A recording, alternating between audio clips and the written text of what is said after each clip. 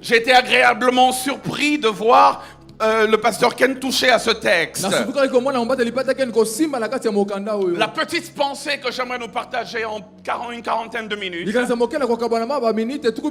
je l'ai intitulé le réveil d'un héros. Le réveil d'un héros. Et d'ailleurs, c'est à la suite de la prière du peuple que Dieu choisit ce fameux héros. Le réveil d'un héros. Un héros, c'est une personne qui se distingue par sa bravoure ou par ses mérites exceptionnels. Un héros est une personne qui a accompli un exploit extraordinaire. Et généralement, cet exploit extraordinaire est au service de sa communauté. Un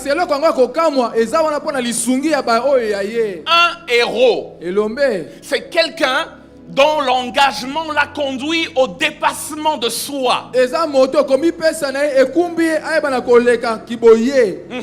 Il n'est pas là que pour lui. C'est un dépassement de soi. Et parfois, ce dépassement de soi peut l'emmener au péril de sa vie. Lorsque le peuple a crié à l'Éternel, l'Éternel a réveillé un héros. Gédéon est appelé vaillant héros par l'Éternel. Pourtant, dans le contexte, on voit qu'il est au maximum un héros endormi. Un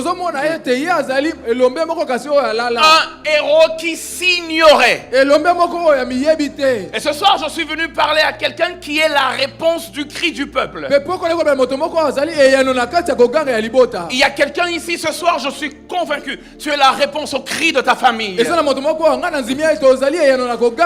la réponse au cri de ton église.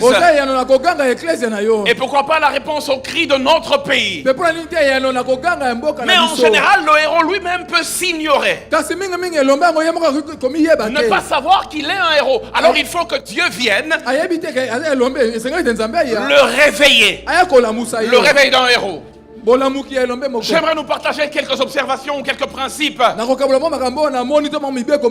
Très rapidement et puis on va prier. J'ai seulement 8 principes. Et puis on va prier. Le premier principe. Il me semble que Dieu aime venir chercher et trouver des personnes déjà occupé à faire autre chose. C'est comme si Dieu n'aime pas utiliser des gens qui sont fainéants à ne rien faire. Quand je lis la parole, j'ai comme l'impression que Dieu aime venir dans la vie de ceux qui sont occupés à autre chose pour leur révéler une plus grande destinée.